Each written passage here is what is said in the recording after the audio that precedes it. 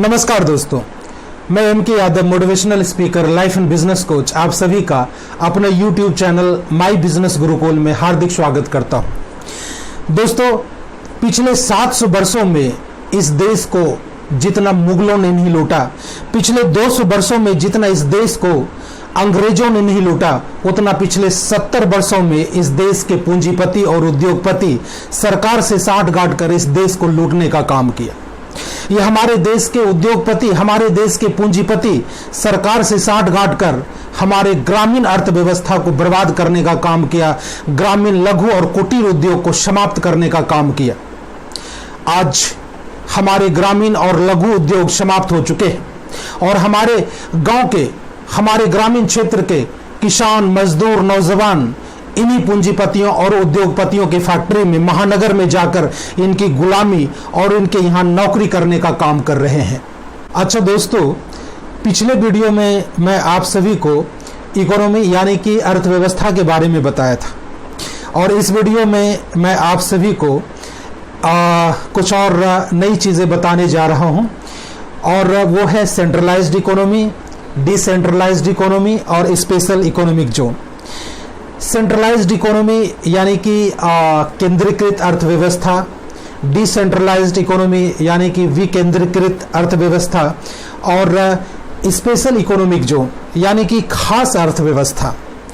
लेकिन इससे पहले मैं आपको एक और चीज़ बताना चाहता हूँ कि ये अंग्रेजी को ही अर्थव्यवस्था या व्यापार की भाषा क्यों बनाया गया, हिंदी को क्यों नहीं बनाया गया, इसके पीछे क्या राज है? इसके पीछे बस यही राज है कि अंग्रेजी अंग्रेजों की भाषा है और हिंदी हिंदुस्तानियों की भाषा है। हिंदी हिंदुस्तान में रहने वाले गरीब मजदूरों की, किसानों की, नौजवानों की भाषा है और हिंदुस्तानियों को हिंदी बोलकर बेवकूफ़ नहीं बनाया जा सकता है, इन्हें ठगा नहीं जा सकता है। लेकिन हाँ, अंग्रेजी बोलकर, अंग्रेजी भाषा यूज़ कर हिंदुस्तानियों को ठगा जा सकता है, गरीब मजदूरों को, किसानों को, गांव में रहने वाले नौजवानों को ठगा जा सकता है, इन्हें बेवकूफ़ बनाया जा सकता है। इसीलिए अंग्रेजी को अर्थव्यवस्था की भाषा और व्यापार की भाषा बनाया गया और इसका श्रेय लॉर्ड मैकाले को जाता है, जिन्होंने 1834 में अंग्रेजी को भारत में स्थापित किया और इंग्लिश को ऑफिशियल लैंग्वेज बना दिया।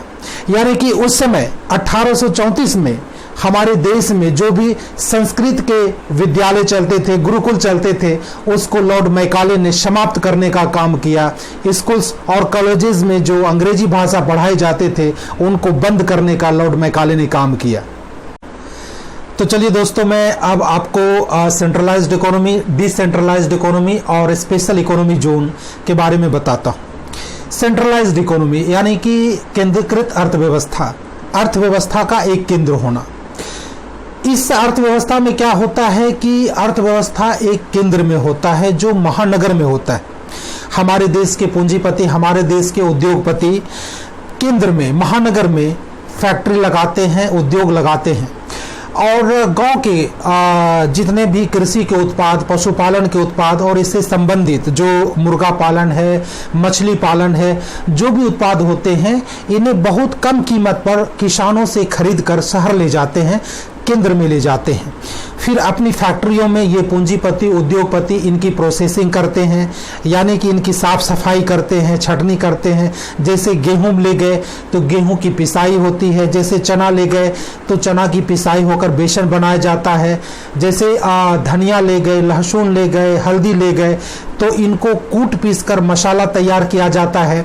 फिर इसकी पैकिंग की जाती है, इन पे दाम लिखा जाता है, इनके नाम यानी कि ब्रांड नेम लिखे जाते हैं। फिर इनकी पैकिंग करने के बाद वापस गांव में और छोटे शहरों में इन उत्पादों को भेजा जाता है और कई गुना अधिक कीमत पर इसको हम, जो हमारे गांव के गरीब किसान, नौजवान, मजदूर हैं, आम आदमी हैं, इनको बेचा जाता है। इससे जो देश के पूंजीपति हैं, जो देश के उद्योगपति हैं, इनसे ज़्यादा मुनाफा वो कमाते हैं। तो ये हुआ सेंट्रलाइज्ड इकोनॉमी और इसलिए अगर सेंट्रलाइज्ड इकोनॉमी में गांव में रहने वाले किसान, मजदूर, नौजवान और आम आदमी को अगर नौकरी चाहिए, पैसे चाहिए, तो आपको गांव में नहीं मिलेंगे, आपको छोटे शहर में नौकरी नहीं मिलेंगे, आप छोटे शहर में व्यवसाय नहीं कर सकते हैं। आपको शहर जाना होगा, केंद्र जाना होगा, जहां आप इन उद्योगपति की फैक्ट्री में, जहां आप इन पूंजीपति की फैक्ट्री में गुलामी करेंगे, इनके यहाँ काम करेंगे, रोजगार करेंगे, तो आपको पेमेंट मिलेगा। तो ये तो हुआ सेंट्रलाइज्ड इकोनॉमी। वही डिसेंट्रलाइज्ड इकोनॉमी यानी कि विकेंद्रीकृत, यानी कि व्यवसाय का केंद्र जो है एक जगह ना होकर इसका केंद्र सभी जगह होगा, यानी कि गांव में इसका केंद्र होगा। भारत में जितने भी गांव हैं, जितने भी छोटे शहर हैं, वहां पे व्यवसाय के केंद्र होंगे।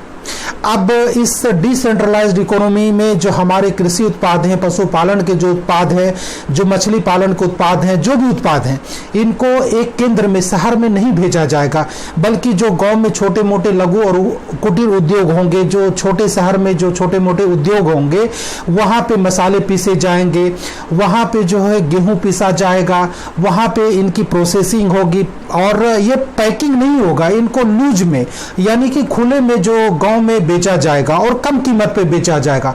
और जो ये प्रोडक्ट होंगे वो नेचुरल प्रोडक्ट होंगे, इसमें किसी ढंग की मिलावट नहीं होगी और ये शुद्ध होगा। तो इससे क्या होगा, डिसेंट्रलाइज्ड इकोनॉमी में, विकेंद्रीकृत अर्थव्यवस्था में क्या होगा कि जो गांव में गरीब मजदूर, किसान, नौजवान है, जो आम आदमी है, इनको छोटे शहर में, गांव में इनको रोजगार मिलेगा। और ये जो है जो अनाज ये लोग खाएंगे, जो कृषि उत्पाद, पशुपालन के उत्पाद जो खाएंगे, वो बिल्कुल शुद्ध होगा। स्पेशल इकोनॉमी जोन यानी कि खास अर्थव्यवस्था के लिए एक खास स्थान का निर्माण करना। अच्छा, ये खास स्थान का निर्माण कैसे होता है, इसको आप इस ढंग से समझिए।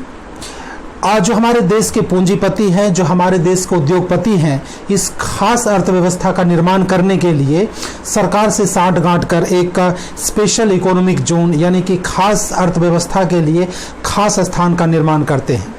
इसके अंतर्गत देश की सरकार जो हमारे ग्रामीण किसान हैं, उनकी ज़मीन को अधिग्रहण करते हैं और बहुत ही कम कीमत पे, कौड़ी के भाव में ज़मीन की अधिग्रहण करते हैं, और ज़मीन का अधिग्रहण कर उन पूंजीपतियों को, उन उद्योगपतियों को कौड़ी के भाव में दे दिया जाता है।